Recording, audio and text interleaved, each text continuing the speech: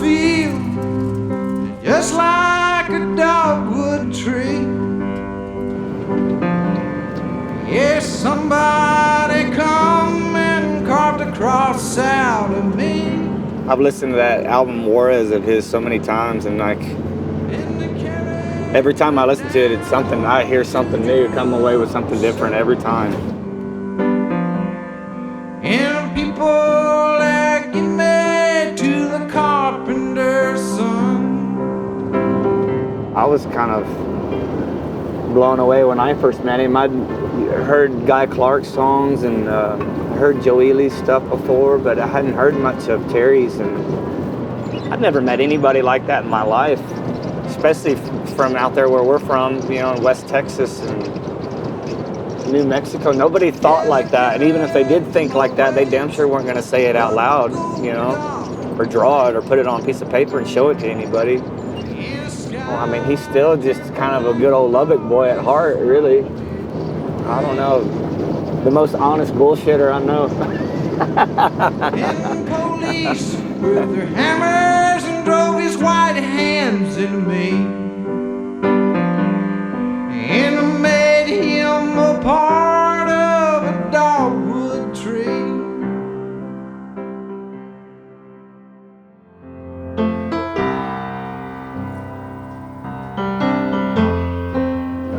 You know, playing his records for the first time for friends, and they're just kind of like, you know, what is he talking about, you know? And then it's like, you just gotta listen to it. You gotta listen to it. This isn't cookie cutter pop country music you're gonna hear on the radio.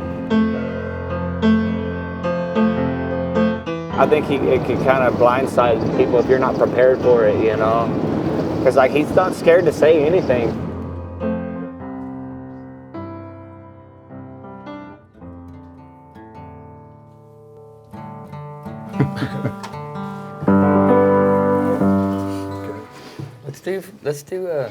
Let's do Texican Bad Man again. Okay.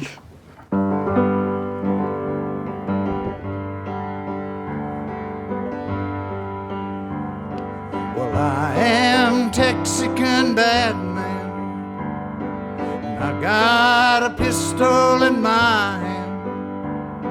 I'm gonna go across that Rio Grande, where the women are willing and life there is thrilling. Gonna make me a killing in Juarez. I'm gonna meet me a fine senorita, gonna tip her my hat when I meet her. Gonna take her out, dine her on tortilla. If you love her, you bought her. If you didn't, you ought to get a little off that daughter from Juarez.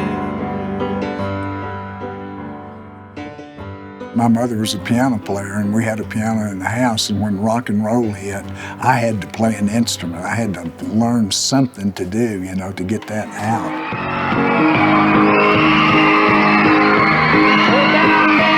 Hold down, dear, Redbird Dance Penitentiary. Going down New Orleans, Redbird Dance, Redbird Street. I've been born and I'm gonna die.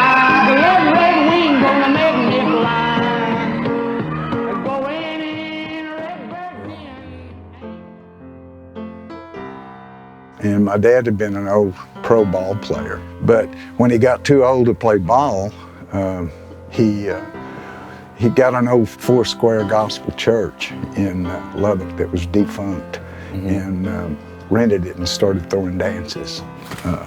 Like on Friday would be all black dances, and on Saturday was all country people, and great people like Hank Williams and Ernest Tubb, Ray Charles, T-Bone Walker.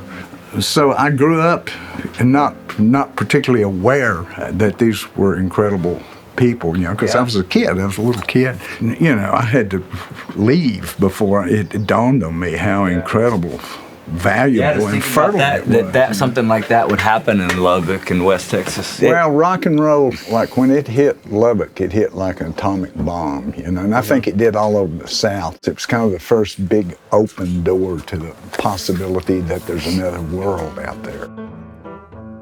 Well, I'm going back, going home again. Well, I'm going back to my own again. I'm going back out of my hometown. The one put me out, the one who laid me down. Well, I wired up a car in East Fontana. They headed for San Badoo. Midnight oil, it was on the boil, and the boy was barely through. Well, it took a turn, but it hit the curb and spun off the center lane. When I heard the crash, it was stomp of gas, and I'm barreling on again. Lived a few people did, but I got up and rode. The first time I was around Ryan, literally, I flashed on my own self. People from that part of the world, when you come across them, it can be anywhere in the world. It's like, well, I'm from Plainview, you know, and you say, I know you. You know, same with Hobbs, you know, or Lubbock or whatever. You know the forces of that geography and what it has shaped in a person, what they've seen and what they've thought.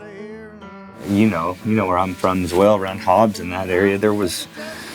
Nobody really encouraged any kind of that, you know, to pursue anything musically or artistically around where I was. It was either, you know, ranch or work in the oil field, and you know that was kind of it seemed like the options around there.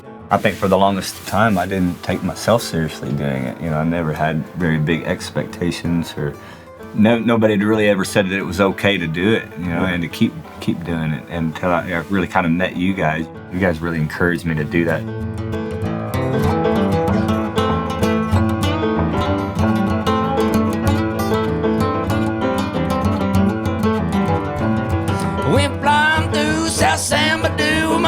On East LA, my Pachuco Queens, cookery fried beans, he's waiting on me today. Stopped down a liquor store, made everybody lay down on the floor. Took their whiskey, I took their bread, shot out the light just before I fled. Left a few people dead, but I got up and rode. Yeah,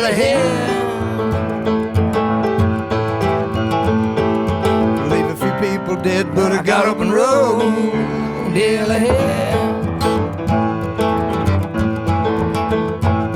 I remember the bitch whose black tongue lied when she told me she dissatisfied her.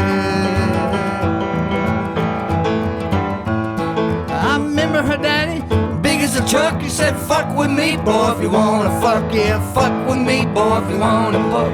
I'm going back to my home again, I'm going back to my home again. I think maybe you told me best one time. You said, just take care of your art, and your art will take care of you. Yeah. You know, something along those lines. Possibly and could kill you. Yeah, possibly could kill you.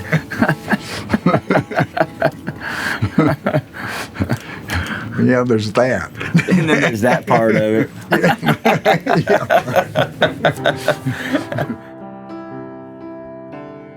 We're heading up to go see Terry right now. It's his place where he lives up here at Santa Fe is just, talk about inspiring, man. Just walking through his front yard. It's just not only his music, but his artwork, his drawings and his sculptures, and just his interpretation of the world. Everybody kind of experiences similar things throughout their life, whether it's loss or love, or you hear this song and you're like, man, this is about me, you know, this guy's talking about exactly how I feel in the world and what I've gone through and what I've always felt, and that's kind of how I felt about his music, you know.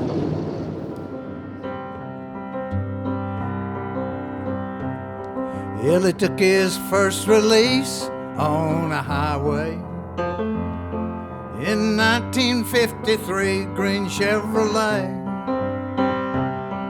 Is carrying an awful load for just a 15-year-old. Till he laid his mind on the center line and turned up a radio. Going 100 miles an hour down the blue asphalt line, listening to the Wolfman of Del Rio. And he didn't give a damn about the trouble he was in. Yeah, deep down in his soul,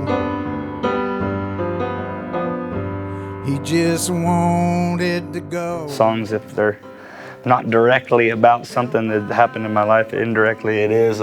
Or you might not share a specific story, but you can relate to what the thing does, you know. That's what I always liked about it, though, because it just was, you can listen to it a million times and always take that story to something else in your head or wherever you want it to go, you know? You know, I mean, just because you write something doesn't mean you have to understand it, Yeah. you know, or in my case, remember it. But, they both had a pretty rough, spotty upbringing. My parents dying kind of when I was young, and you know, I had this kind of that void, and that, like, it's so close to home, you know. I, you know, immediately felt a kinship with Ryan. That thing of kind of suddenly your family. You know, they just hit it off. They're so similar in their ideals about what they want. And they're both so unafraid to be themselves. She just wanted to flow.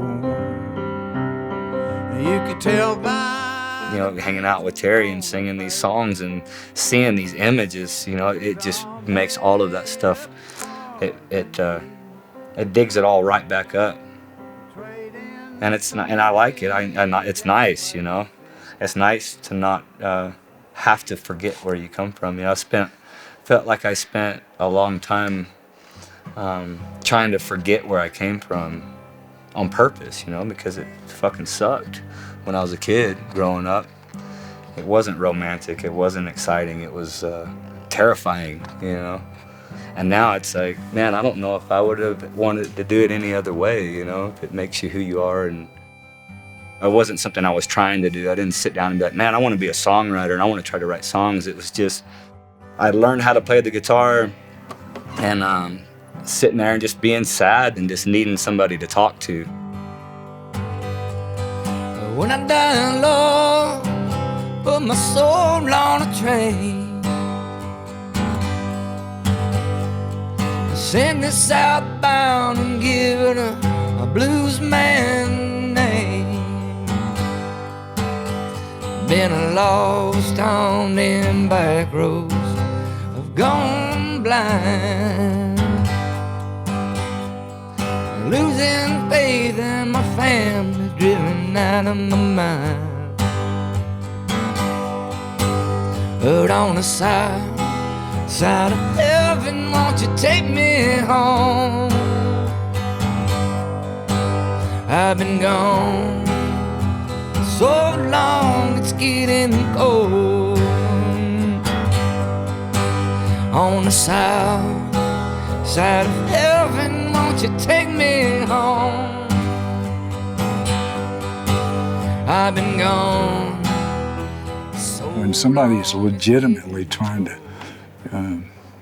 struggle with an idea and struggle with some kind of truth and figure out what's going, you can sense that too. And I started kind of just venting that stuff off my chest and write, and you know, I didn't even write it down. It was just stuff I would just play and say, you know. I didn't write it down at all because I never intended to ever play it for anybody.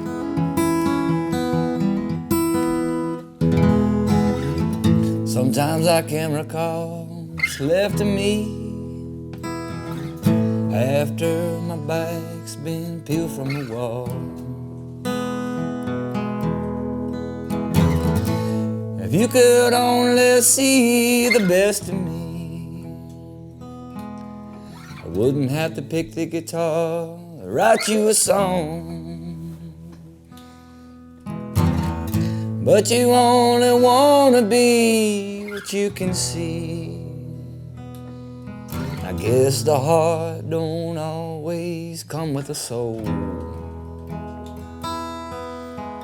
It just goes totally to the heart of the matter to me. It's just his brother or his sister and his mother and his dad, and that struggle of, because, you know, his life took a lot of twists and turns. I think I'll go on and call my mother and tell her nothing she ever did ever and drove me away. It's such a deep song of forgiveness, and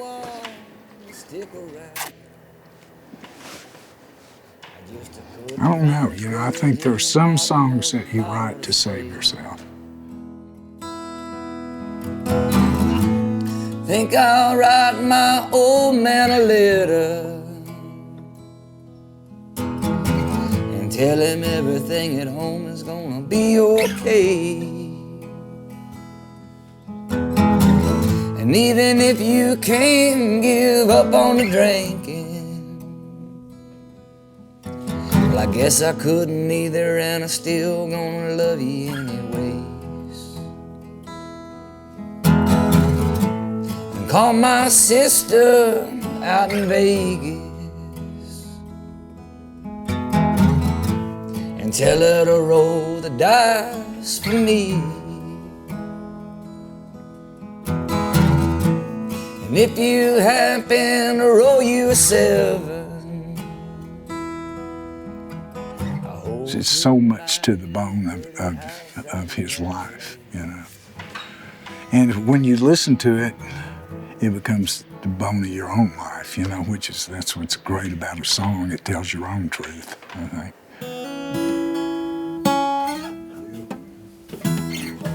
A little out of tune. Planet's out of tune. What guys say, it's like you to tune your guitar, you just find the string that's the most out of tune and then Right. tune to that one. Tune to that one. Everything lines out.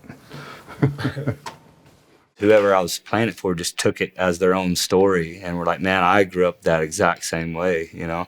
And then all of a sudden I had this something in common with somebody and I could talk to them about it. And I think Dogwood, that song of Terry's, was kind of similar for him, just so the fact that I've seen him react the same way when people have asked me to play that Best of Me song. And I remember asking Terry, just sitting around in here, you know, if he would play me that song, or if we were around having a jamming or whatever, like, hey man, I was like, play Dogwood, just hounding, you know, hounding him, you know, but not really thinking maybe what that really meant to him until he turned to me and goes, well, play me the Best of Me and I'll play you Dogwood. And then it dawned on me that was something that was a heavy song for him, that maybe it wasn't so easy to play. Always when somebody asks me, like, you know, about religious things or spiritual kind of things, my answer, which is going to be my answer here, is that, you know, that's between me and the midnight hour, you know. So.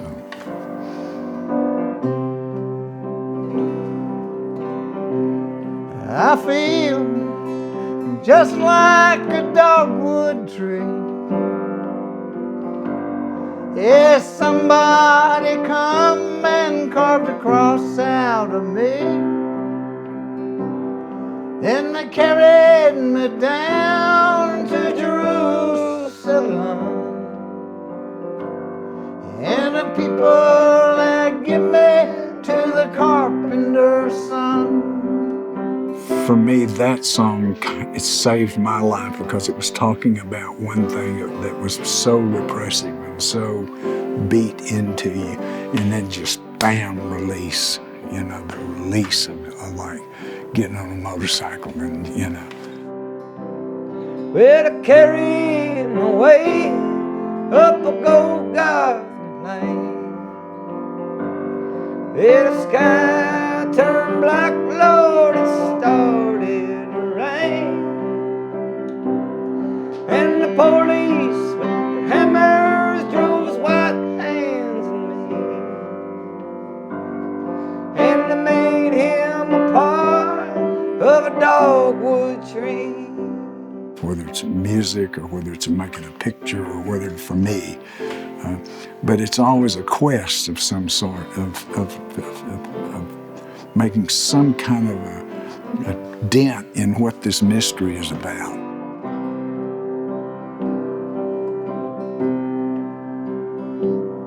Well, he may be gone far away from here, and the sun may shine bright, Lord, the sky might be clear, but the iron that they use gonna nail him in me lingers dark in the bark of a dogwood tree. So girl, I get down on my knees and I appeal to you. Oh, Blondie, my Blondie,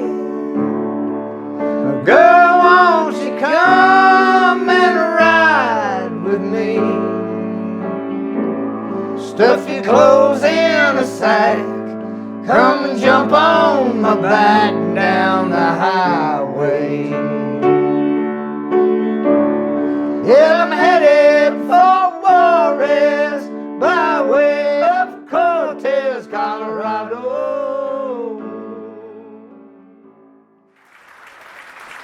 Get Ryan Bingham out here.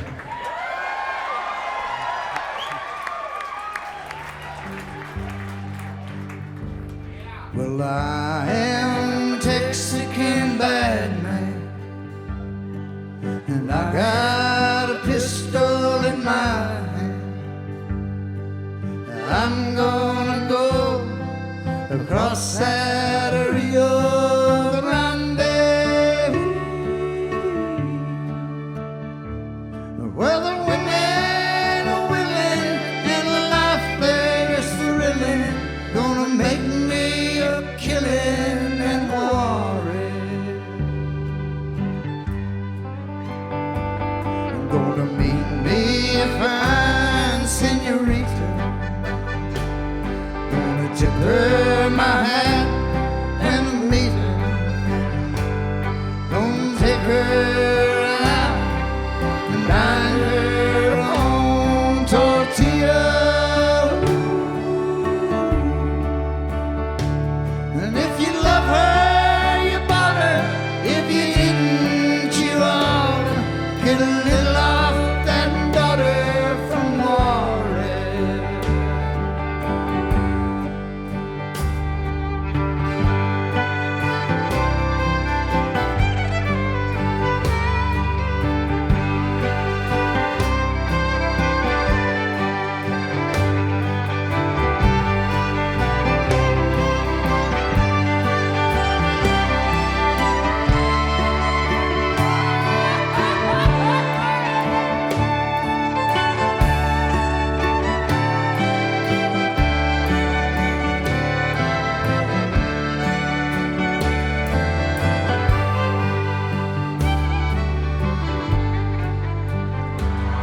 Cause I am a Texican bad man, and I got a pistol in my